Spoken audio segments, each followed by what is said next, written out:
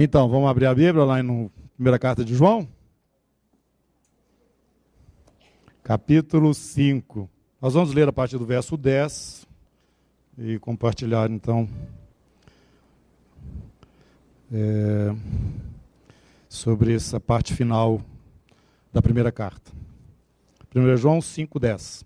Aquele que crê no Filho de Deus tem em si o testemunho. Aquele que não dá crédito a Deus o faz mentiroso, porque não crê no testemunho que Deus dá acerca de seu Filho. E o testemunho é este, que Deus nos deu a vida eterna, e esta vida está no seu Filho. Aquele que tem o Filho tem a vida, aquele que não tem o Filho de Deus não tem a vida. Estas coisas vos escrevi, a fim de saberdes que tendes a vida eterna, a vós outros que credes em o nome do Filho de Deus. E esta é a confiança que temos para com Ele, que se pedirmos alguma coisa segundo a sua vontade, Ele nos ouve. E se sabemos que Ele nos ouve, quanto ao que lhe pedimos, estamos certos, que obtemos os pedidos que lhe temos feito. Se alguém vir seu irmão cometer pecado, não para a morte, pedirá e Deus lhe dará vida aos que não pecam para a morte. Há pecado para a morte, e por esse não digo que rogue. Toda injustiça é pecado, e há pecado não para a morte. Sabemos que todo aquele que é nascido de Deus não vive em pecado. Antes, aquele que nasceu de Deus o guarda, e o maligno não lhe toca. Esse aquele é com letra maiúscula. Aquele que nasceu de Deus, aí no caso é Jesus. Que nasceu de Deus, este guarda ao que crê nele, né? E o maligno não lhe toca. Sabemos que somos de Deus e que o mundo inteiro jaz no maligno. Também sabemos que o Filho de Deus é vindo e nos tem dado entendimento para reconhecermos o verdadeiro. E estamos no verdadeiro em seu Filho Jesus Cristo. Este é o verdadeiro Deus e a vida eterna. Filhinhos, guardai-vos dos ídolos.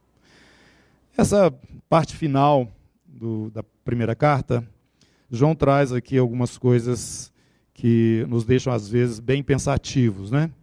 Em primeiro lugar, eu quero realçar aqui o fato das nossas orações. Isso me deixa um pouco perturbado às vezes. Essa é a confiança que temos para com Ele, que se pedimos alguma coisa segundo a sua vontade, Ele nos ouve. E se sabemos que Ele nos ouve quanto ao que lhe pedimos, estamos certos que obtemos os pedidos que lhe temos feito. Tem uma coisa mais clara do que isso? Por que então tem tanta pendência de oração na nossa vida? Ou é só na minha?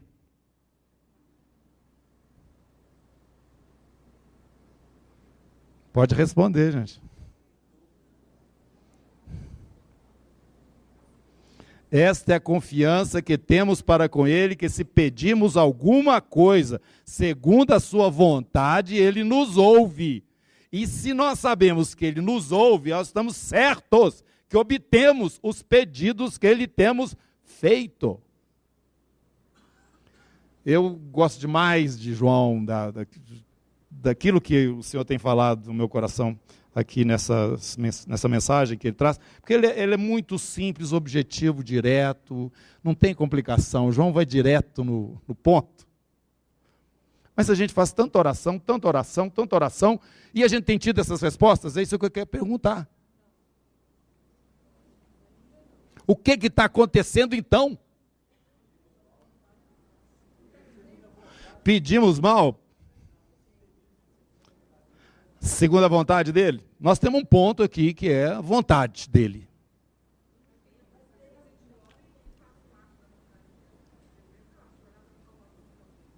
Isso, tem estas coisas. Nós não sabemos orar como convém.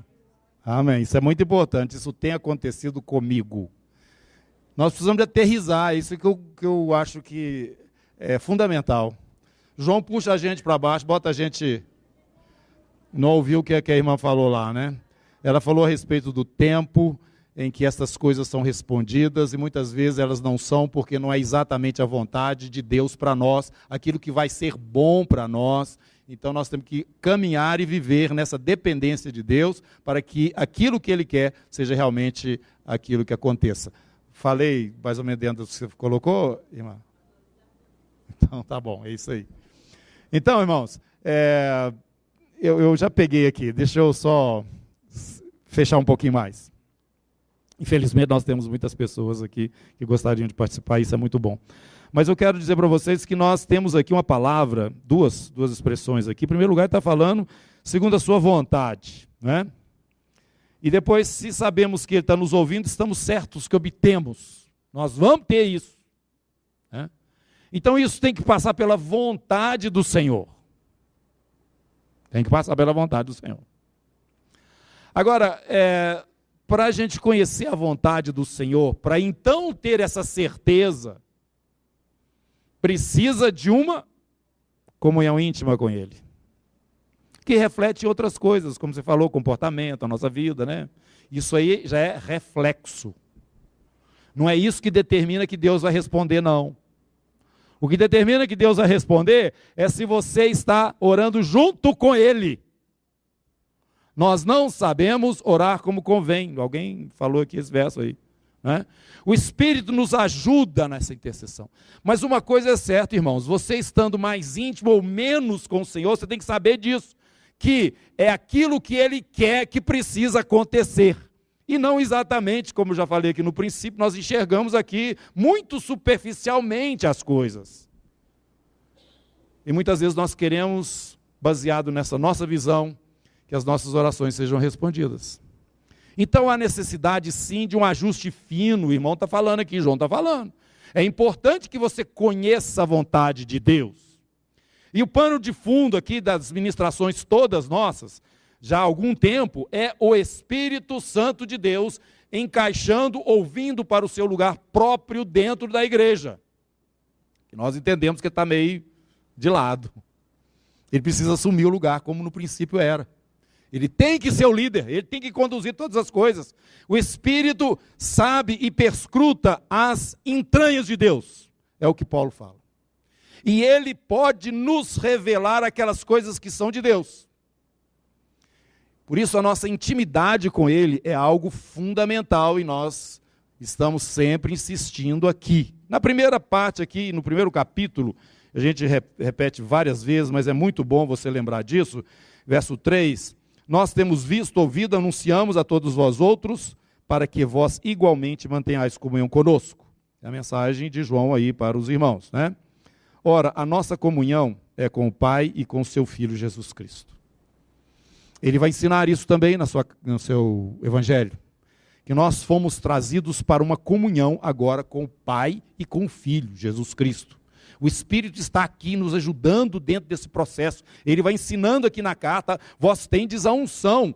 E a garantia desse nossa ligação com o Senhor é a presença do Espírito Santo já hoje na nossa vida.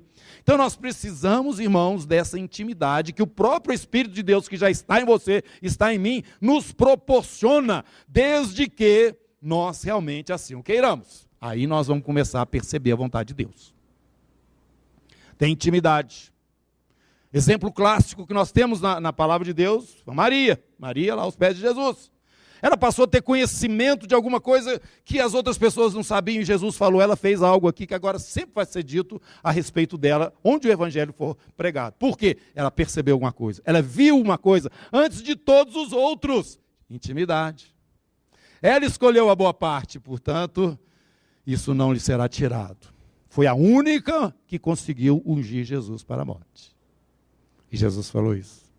Então, irmãos, nós temos que entrar para dentro dessa comunhão, porque essa comunhão é com o Pai e com o Filho. O que está acontecendo agora, e João está nos mostrando aqui, é que esse grupo, vamos chamar de grupo assim, né? O Pai, o Filho e o Espírito Santo, a igreja é um bloco só agora. Capítulo 17, Jesus fala isso, Pai, para que eles sejam um, assim como eu sou um contigo, e ele vai falando, misturando todo mundo. Misturando o Pai, misturando as ovelhas dele, misturando o povo dele. É muito importante você entender esses limites, como nós estávamos falando desde aqui do princípio dessas ministrações. João traz limites. Próximo não é irmão e irmão também não é próximo. Gostar não é amar e amar também não é gostar. Vamos separar essas coisas e nos entender. E aqui está se falando a respeito daqueles que receberam o testemunho de Deus, receberam Jesus nas suas vidas, foram incluídos então nessa família, fazem parte dessa família, mas tem alguma coisa de onde nós saímos. Que coisa que é essa? O mundo. Estou explicando isso aqui o tempo todo. Esse mundo tem conflito conosco. Você já discerniu o mundo na sua vida? Você saiu dele e ele já saiu de você? Será que você está percebendo exatamente onde está essa linha divisória? É importantíssimo isso. Você saber o que é mundo e o que não é mundo, porque o mundo te odeia. Foi isso que ele ensinou aqui para nós. Ele não quer nada de bom para você, e essa é a vitória que vence o mundo. Capítulo 5. Verso 4. Todo o que é nascido de Deus vence o mundo, e essa é a vitória que vence o mundo, a nossa fé. Quem é o que vence o mundo, senão aquele que crê ser Jesus, o Filho de Deus? Mas se eu nem sei o que é mundo, se eu não sei dessas coisas, como é que eu vou poder lutar? Como é que eu vou poder me defender? Como é que eu devo me posicionar? Irmãos, você precisa fazer uma avaliação mais séria da sua vida com o Senhor. Jesus e o Evangelho não é um adereço ou mais alguma coisa na sua vida. Se não for a principal, está tudo fora de ordem, ou talvez você nunca encontrou Jesus como este que João testifica, o Filho do Deus vivo, aquele que escandalizou todo mundo. Vocês têm que comer da minha carne, vocês têm que beber do meu sangue. Só loucura! Você crê que esse homem aí, que nós conhecemos o pai e a mãe dele, é filho de Deus? Para onde iremos nós? Só tu tens as palavras de vida eterna, e nós temos crido e conhecido que tu és o Cristo, Filho do Deus vivo. Meus irmãos, essa confissão não é alguma coisa tão superficial, não. Ela define, ela separa. A partir desse momento você se submete ao batismo, e o batismo significa estar rompido. Essa ligação que eu tenho com o mundo, eu já não sou mais do mundo. Agora eu sou de Deus. Ele me transportou do império das trevas para o reino do Filho do seu amor. E nessa comunhão agora eu vivo. E eu preciso ter intimidade com Ele. O Espírito já está comigo, para que eu entenda a sua vontade e ore de uma forma correta. E dentro dessa oração correta, a realidade de Deus começa a aparecer na nossa vida. E é o que o Senhor explica isso lá no Evangelho de João. E quando o resultado das suas orações começam a aparecer, você recebe aquele selo, realmente você é um discípulo. O reino de Deus flui e acontece através da sua vida. Aquilo que Deus quer é manifestado porque você concorda com Ele, você ora e você tem certeza, essas coisas vão acontecer, independente do tempo. Se é hoje, amanhã, semana que vem, você tem certeza que obtém os pedidos que você tem feito. Então a nossa palavra aqui, fechamento, João vai chamando a atenção para esses detalhes que não são poucos, que não são pequenos. E ele continua dizendo aqui uma coisa muito importante: se alguém vir seu irmão cometer pecado não para a morte, pedirá a Deus e lhe dará vida. Aos que não pecam para a morte. Há pecado para a morte, e por esse não digo que rogue. Nós recebemos uma mensagem. E essa mensagem é que Deus é luz e nele não tem treva alguma. A nossa comunhão precisa acontecer na luz. Nós temos que viver dentro desse relacionamento de clareza. Se dissermos que mantemos comunhão com Ele, verso 6, capítulo 1, e andarmos nas trevas, nós estamos mentindo. Não estamos praticando a verdade. Se, porém, andarmos na luz como Ele está na luz, nós mantemos comunhão uns com os outros. Esta é a comunhão nossa uns com os outros, nossa com Jesus, com o Pai, com o Espírito Santo. Essa é a nossa turma. Para viver nessa turma, você precisa estar continuamente na luz, porque Deus é luz. Você tem que amar, porque Deus é amor.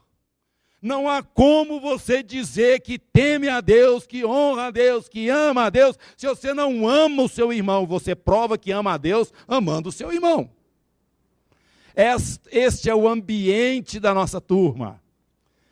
E é necessário luz continuamente. Mas ele explica aqui, Tiago também nos fala sobre isso, que aquele que domina a língua é perfeito varão. Perfeito varão. Nós tropeçamos em muitas coisas. E João já fala isso. Se porventura tiver algum tropeço, se tiver algum erro, não é isso? Capítulo 2, 1 João, verso 1, nós temos um advogado diante do Pai. Então, embora vivamos neste ambiente santo, tropeçamos ainda, mas temos disponível para nós o sangue de Jesus, que nos purifica do nosso pecado e nos mantém nessa liberdade contínua da comunhão uns com os outros e com o Senhor. Você não tem mais do que se envergonhar, não tem mais nada para ficar tratando. O Senhor te perdoou, porque você está na luz, o pecado aparece, claro. Então você reconhece diante de Deus, pede perdão, e o Senhor te purifica de todo o pecado e de toda a iniquidade. Você mantém a comunhão. Mas ele continua no capítulo 1, falando o seguinte, mas tem algum problema aí, irmãos. Olha aí, versículo 8. Aliás, versículo 9 em diante, 9, 10 e 11. Aquele que diz estar na luz e odeia o seu irmão, até agora está nas trevas. Aquele que ama o seu irmão permanece na luz, e nele não há nenhum tropeço.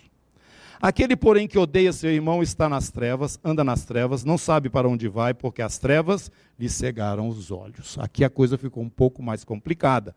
E você se lembra que nós saímos lá do final da carta, quando João está falando a respeito do maligno. Maligno não lhe toca.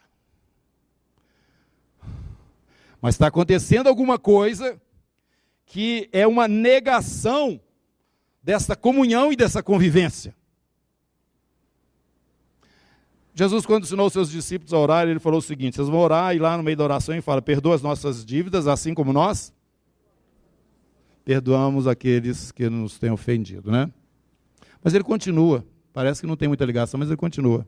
E o que mais que ele fala? Não nos deixes cair em tentação, mas livra-nos do diabo.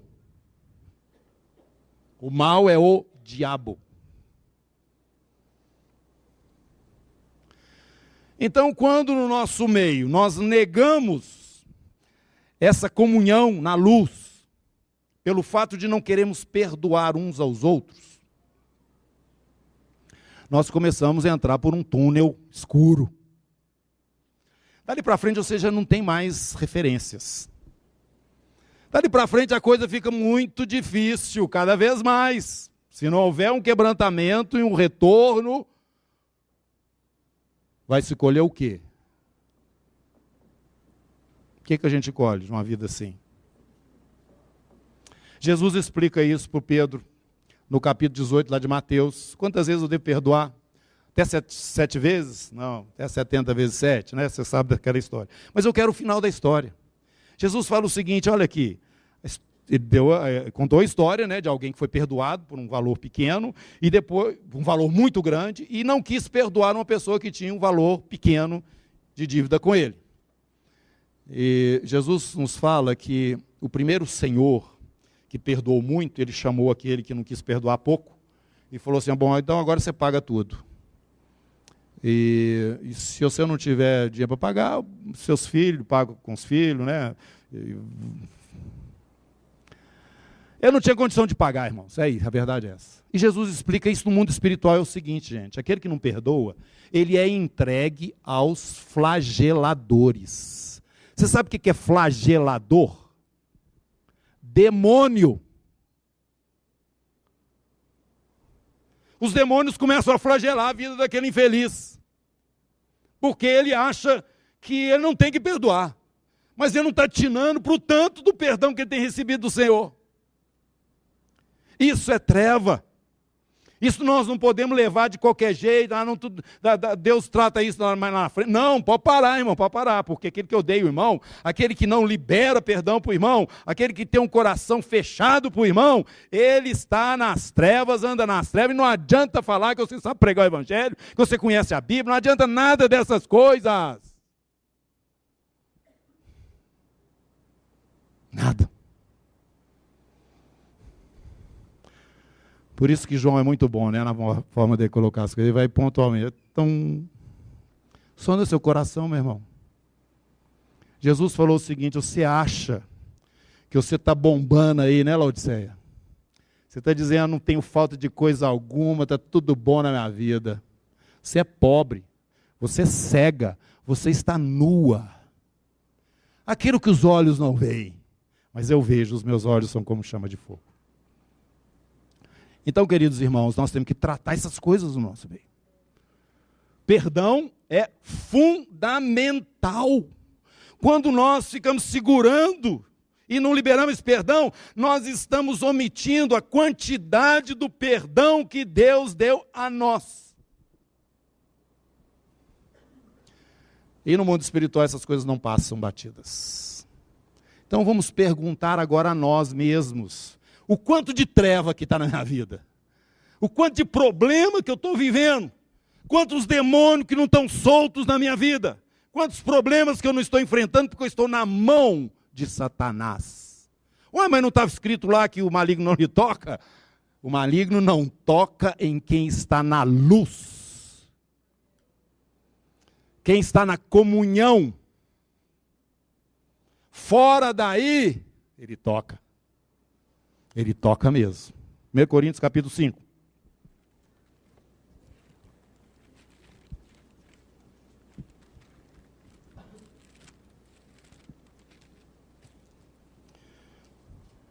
Verso 6.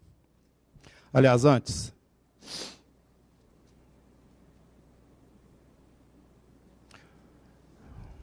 Verso 3. Eu, na verdade, houve um pecado muito sério lá em Corinto.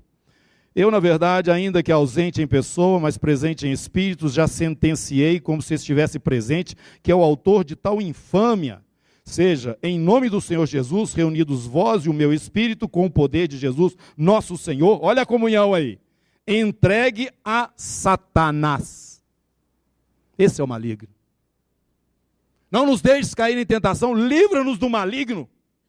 Uai, mas ele não me toca. Pois bem, vá pensando dessa forma e não anda na luz para você ver se ele não vai te tocar. O apóstolo Pedro nos fala que ele é como um leão ao nosso derredor procurando alguém para tragar. Então vigiai. Vigiai como? Você tem a palavra, permaneça na luz. Permaneça na luz. Se você sair da luz, você vai ficar comprometido. Não é boa a vossa jactância. Eu li até que versículo? Eu li o 5? Eu li até o 4, vamos, o 4 e o 5. Em nome do Senhor Jesus, reunidos vós e o meu espírito, com o poder de Jesus nosso Senhor, entregue a Satanás para a destruição da carne, a fim de que o espírito seja salvo no dia do Senhor. Esse fulano é salvo? É. Mas ele pecou para a morte. Entrega a Satanás para quê? Para quê? Destruição do corpo. Então, quero que você perceba o seguinte, irmãos, quando nós saímos da luz, não fica recitando o maligno não lhe toca não, tá? Porque você entrou no território dele. Toda segurança temos nós. Vamos lá no capítulo 17 do Evangelho de João.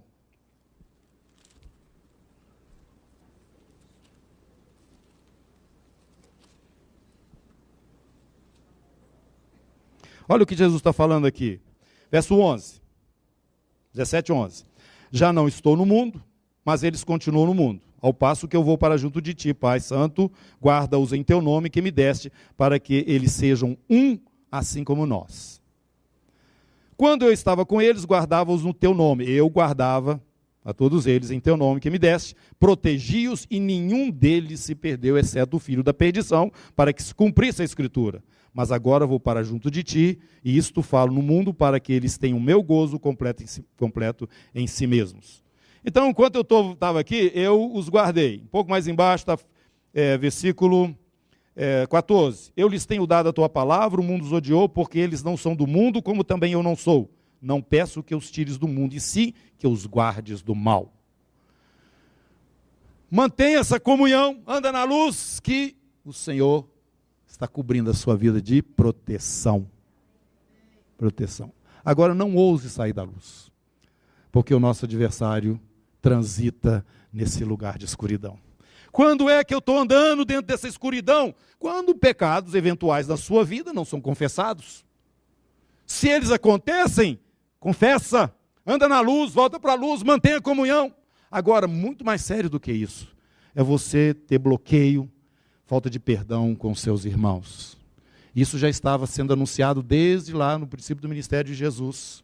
Vocês precisam perdoar, porque o perdão que vocês estão recebendo é muito maior do que aquele que vocês podem oferecer. E se vocês não fazem isso, vocês estão caindo em uma tentação. E caindo em tentação, o maligno entra. O maligno entra, e os flageladores chegam. E eu quero perguntar para os irmãos, será que nós não estamos com a nossa casa cheia de flageladores? Será que grandes problemas da nossa vida não estão relacionados com isso? Será que muitas coisas que nós estamos aí, dia após dia, empurrando e tentando superar, não são consequências desses flagelos, porque nós não admitimos perdoar os nossos irmãos? Então, querido, o Senhor te protege? Protege sim, mas desde que você esteja submisso a Ele, andando na luz que Ele traz para nós. O maligno está presente. Por 2 vezes Paulo fala que ele tentou ir até Tessalônica e o diabo impediu. Então ele está funcionando. O diabo está presente, está funcionando. Ele é um leão andando ao nosso derredor, então ele está farejando, ele está olhando. Em a carta aos Efésios, o apóstolo Paulo fala o seguinte: olha, vocês precisam de andar de armadura.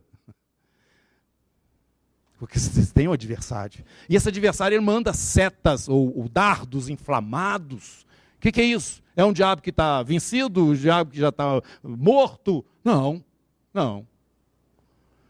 Se a fé, o escudo da fé não estiver erguido, irmão, você vai sofrer. Então essa expressão aqui, eu gostaria de colocar um pouco de luz nela, para que nós não ficássemos mal informados, né? Que toda injustiça é pecado. Agora temos pecados que são para a morte. Sabemos que todo aquele que é nascido de Deus não vive no pecado. Antes, aquele que nasceu de Deus, que é Jesus, este guarda estas pessoas e o maligno não lhe toca. Sabemos que somos de Deus e que o mundo inteiro jaz no maligno. O mundo inteiro jaz no maligno. Então, mais uma vez, queridos irmãos, eu gostaria de chamar a sua atenção. Nós estamos terminando aqui nesse semestre o estudo aqui da carta de João e dos ensinos de João, que vai continuar como pano de fundo, porque isso aqui é a mensagem de Deus para a igreja, né? Entendendo que nós temos um povo que precisa ser reconhecido como tal. Esse povo que faz parte dessa comunhão. E dentro desta comunhão existe uma orientação direta de Deus para nós. Nós temos que permanecer na luz. Se nós permanecermos assim, nós estaremos livres do nosso adversário, nós estaremos sabendo enfrentar o mundo, o maligno, e estaremos também em condição de trazer a manifestação do reino de Deus com propriedade, porque nós temos o testemunho de Deus junto conosco, que Jesus Cristo é o Filho do Deus vivo e que Ele há de reinar sobre todos e tudo, porque nele o Senhor fez convergir todas as coisas.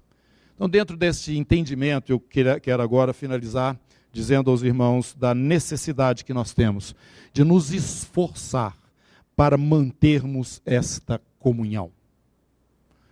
Nós temos que nos esforçar, nós temos que trabalhar para termos comunhão.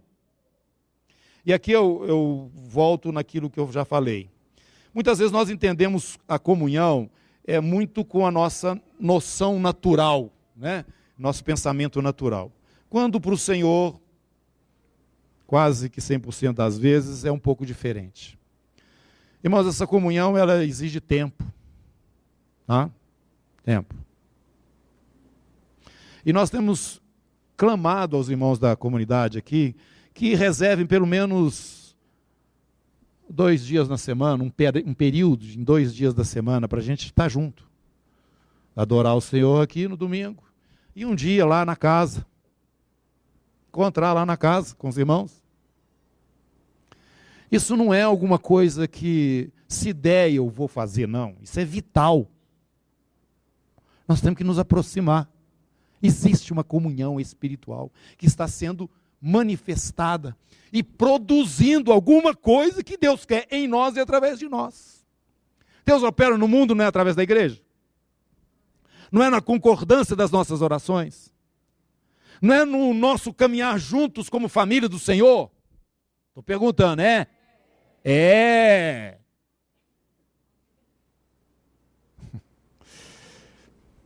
Então nós temos que nos esforçar para isso. Não tenho fórmulas, não tem. Mas pelo menos, irmãos, se esforce. Não coloque isso como uma possibilidade, não. Coloque isso como prioridade. Prioridade.